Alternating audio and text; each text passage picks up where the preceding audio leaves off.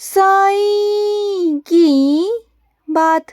बच्चे, साईं सा चरित्र उठाओ और पढ़ना शुरू कर दो मेरे बच्चे, क्योंकि साईं सा चरित्र में ही तुम्हारी समस्या का समाधान है मेरे बच्चे। तुम जहाँ जहाँ भटक रहे हो ना, इधर उधर सबसे पूछ रहे हो, मेरे मंदिर आ रहे हो, मुझसे पूछ रहे हो ना, तो सुनो, उठाओ साईं सा चरित्र और पढ़ो। उसमें तुम्हारी सारी समस्या का हल है। तुम्हें क्या लग रहा है कि मैं तुम्हारी परेशानी समझ नहीं पाया? मुझे सब पता है कि तुम्हारे तन पर, तुम्हारे मन पर क्या बीत रही है। मुझे सब पता है मेरे बच्चे, तो बिल्कुल चिंता मत कर। बस साईं सा चरित्र उठाओ और पढ़ना शुरू करो। तुम्हें सब समझ में आ जाएगा कि मैं तुम्हें क्या समझाना चाहता हूँ, क्या संकेत देना चाहता हूँ मेरे बच्चे। और सुनो, जो मेरे बच्चे मेरी सेवा करना चाहते हैं ना, जो सच्चे दिल से मेरी सेवा करना चाहते हैं, वो अपने घर के बड़े बुजुर्गों की सेवा करें। वो ये समझे कि वो साईं की सेवा कर रहे हैं, तो बस वहीं से मैं सेवा उनकी ले लूँगा मेरे बच्चे। और एक बात और है मेरे बच्चों की, कुछ मेरे बच्चे ये सोचते हैं कि शिरडी आकर ही मेरा अध्याय पढ़ेंगे या कुछ पाठ पूजा करेंगे तभी मैं सुनूंगा, तभी उनकी प्रार्थना स्वीकार होगी। तो वो उनकी बहुत बड़ी गलतफहमी है। जब तुम अपने घर बैठकर साईं सा चरित्र पढ़ते हो, कष्ट निवारण मंत्र पढ़ते हो, स्तवन मंजरी पढ़ते हो ना, और मुझसे कहते हो कि साईं मैं अपने घर पर हूँ लेकिन मेरी हाजिरी तेरे शिरडी दरबार में लगे, तो देखना मेरे बच्चे, तेरी जो हाजिरी होगी ना, वो सीधा वहीं पर परवान हो जाएगी, वहीं पर स्वीकार की जाएगी मेरे बच्चे। जो मेरा बच्चा सच्चे दिल से ऐसा करता है ना, उसकी सारी मनोकामना सब कुछ मैं पूरी करता हूँ, सच्चे दिल से, सच्चे मन से मेरे बच्चे। और सुनो, तुम्हें किसी जश्न में जाना है ना, तो जाओ, मेरी स्वीकृति है। तुम पूछ रहे थे ना कि मैं जाऊं या ना जाऊं, तो जाओ मेरे बच्चे, मेरी स्वीकृति है, जाओ, अच्छे से जाओ, अच्छे से घूमो फिरो, अपनी ज़िंदगी को जियो मेरे बच्चे। और सुनो, तुम्हें ना एक सेवा और करनी होगी, धरती माँ की सेवा। जानते हो कैसे? धरती माँ भी तुमसे सेवा मांगती है मेरे बच्चे। धरती माँ को तुम्हारा प्यार चाहिए। ये धरती माँ तुमसे सेवा मांगती है कि तुम पेड़ पौधे लगाओ। जब तुम्हारे पैरों के नीचे कोई चीज़ ऐसी आ जाती है ना, या कोई भगवान की तस्वीर या कुछ ऐसा नाम जो ईश्वर से जुड़ा हुआ हो, चाहे वो सड़क पर हो, बाहर हो, कहीं पर भी हो, अक्सर तुमने देखा होगा कि कई लोग उन पर पैर रखकर निकल जाते हैं, है ना? और वही चीज़ अगर घर में हो ना, तो उसे पूछते हैं, तो वो क्या मान सकता है मेरे बच्चे? मैं तुमसे पूछता हूँ, वो कैसे मान सकता है? अगर घर के अंदर है वो, तो वो ईश्वर है। तुम उन्हें सर पर बिठा कर रखते हो, उनकी पूजा करते हो। अगर वही तस्वीर, वही नाम, वही स्वरूप अगर तुम्हें सड़क पर दिख जाए, तो तुम तुरंत ही उस पर पैर रख देते हो। और गलती से अगर पैर पड़ भी गया ना, तो माफ़ी भी नहीं मांगते और एक तरफ कर चल देते हो। ये कितनी गलत बात है। ईश्वर तो तुम्हारे लिए तुम्हारे घर के अंदर भी होना चाहिए और बाहर भी होना चाहिए। तो फिर ये अलग अलग नज़रों से क्यों देखते हो तुम? क्यों तुम्हारे नज़रों में फ़र्क है मेरे बच्चे? घर के अंदर के भगवान अलग हैं और बाहर के अलग हैं क्या? नहीं ना। तो जैसे घर के अंदर रहते हो, वैसे ही घर के बाहर भी रहा करो। अगर गलती से कोई भी चीज़ तुम्हारे पाँवों के नीचे आ जाती है ना, गलती से भी, तो उसे उठाकर किसी ऐसे ऊंचे स्थान पर रख दो, किसी भी जगह पर, जिससे तुम्हारा पाँव तो पड़ा लेकिन किसी और का ना पड़ पाए। और उसी वक्त माफ़ी मांगो ईश्वर से कि गलती से हुआ, जो भी हुआ अनजाने में हुआ। क्योंकि अनजान गलती तो भगवान भी माफ़ करते हैं, भूल चूक तो माफ़ करते हैं मेरे बच्चे। लेकिन अगर जानबूझकर करोगे तो कोई माफ़ी नहीं होगी, कभी नहीं होगी।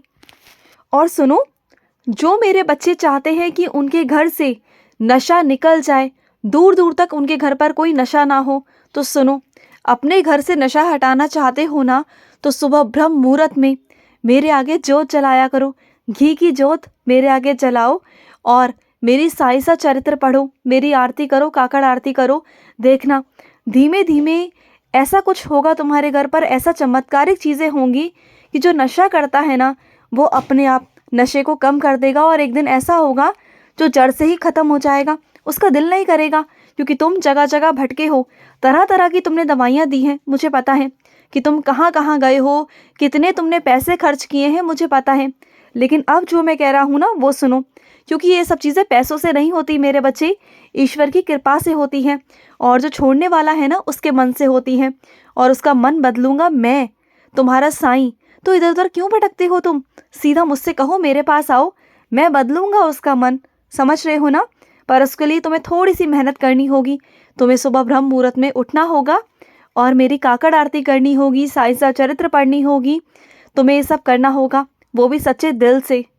और सुनो, जब अपनी बात किसी और तक पहुंचानी हो, किसी से कहनी हो ना, तो खुद से जाकर किया करो। खुद से जाकर करोगे तो ज़्यादा अच्छा रहेगा। किसी और को माध्यम बनाओगे, किसी को बीच का बिचौलिया बनाओगे, तो वो सही नहीं होगा।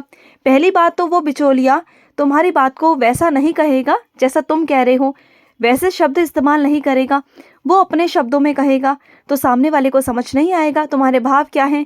और दूसरी बात, हो सकता है कि वो 2 की 4 लगा कर कह दे, फिर क्या करोगे? तो इसलिए बीच का माध्यम हटाओ और सीधा सीधा अपनी बात खुद से जाकर कहो, खुद से रखो। जो होगा सो देखा जाएगा, ठीक है? अभी अभी मेरे बच्चे तुमने कोई नई भाषा सीखनी शुरू की है, उसमें तुम्हें दिलचस्पी हुई है, तो सीखो ना। बहुत अच्छी बात है ये तो। ज़रूरी नहीं कि तुम्हें एक ही भाषा आनी चाहिए, तुम्हें हर तरह की भाषा आनी चाहिए।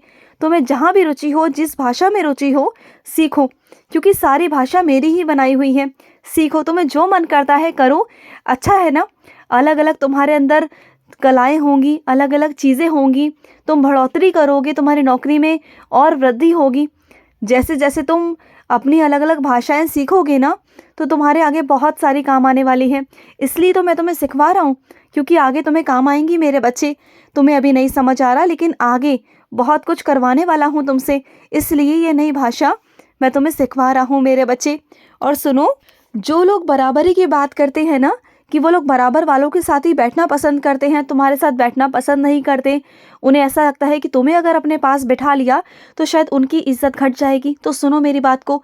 वो उनकी इतनी गंदी सोच है ना मेरे बच्चे, क्योंकि इस दुनिया में ना मैंने सबको बनाया है।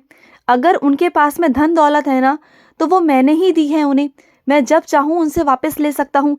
राजा को रंक और रंक को राजा बना सकता हूँ, उसे सिंहासन पर बिठा सकता हूँ। तो किसी की क्या हैसियत है मेरे बच्चे, जो मेरे ही बच्चे को अपने पास बैठाने पर उसे नीचा दिखाता है, उसे नीचा ऐसा महसूस कराता है कि वो इंसान ही नहीं है, इतना जानवरों की तरह उसके साथ बर्ताव करता है जैसा कि वो कुछ है ही नहीं, उसके अंदर प्राण ही नहीं है। तो वो इंसान इंसान हो ही नहीं सकता। वो इंसान तो बेगैरत, बेरहम है, जो इंसान को इंसान ही नहीं समझता, जो सिर्फ पैसों से इंसान को, रिश्तों को तोलता है। तो ऐसे इंसान ना मेरे नज़रों में शून्य है मेरे बच्चे, शून्य। पर तुम चिंता मत करो, ऐसा तुम्हारा वक्त भी आएगा जब तुम उससे कहीं ऊपर होगे। और वैसे तुम आज भी हो, अगर आज मेरी नज़रों से देखो ना, तो तुम अपने कर्मों के हिसाब से, अपनी सच्ची नीयत के हिसाब से, साफ मन के हिसाब से तुम आज भी उससे ऊपर ही हो। लेकिन अगर संसारिक तौर पर देखा जाए, धन दौलत के मामले में देखा जाए ना, तो वो भी तुम हो जाओगे। तुम चिंता मत करना। तुम आध्यात्मिक रास्तों में तो बहुत वृद्धि कर चुके हो, बहुत आगे जा चुके हो। वो तो कुछ नहीं है तुम्हारे आगे, शून्य है, शून्य। उसने सिर्फ धन कमाया, उसने कभी इज्जत नहीं कमाई। और जो लोग आज उसको सलाम करते हैं ना, तो उसके पीठ पीछे मेरे बच्चे कोई उसकी इज्जत नहीं करता, सब उसके पैसों को सलाम करते हैं। लेकिन तुम्हें लोग सच में इज्जत देते हैं, सच्चे दिल से देते हैं, तुम्हारे मुख पर भी और तुम्हारे पीठ पीछे भी मेरे बच्चे।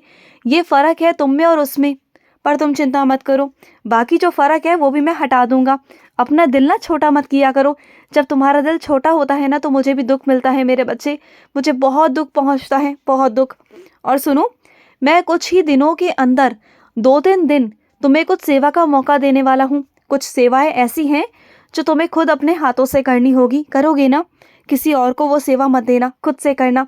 मुझे अच्छा लगेगा अगर तुम अपने हाथों से सेवा करोगे मेरे लिए। खुश रहो। आज का रात्रि साई संदेश समाप्त हुआ।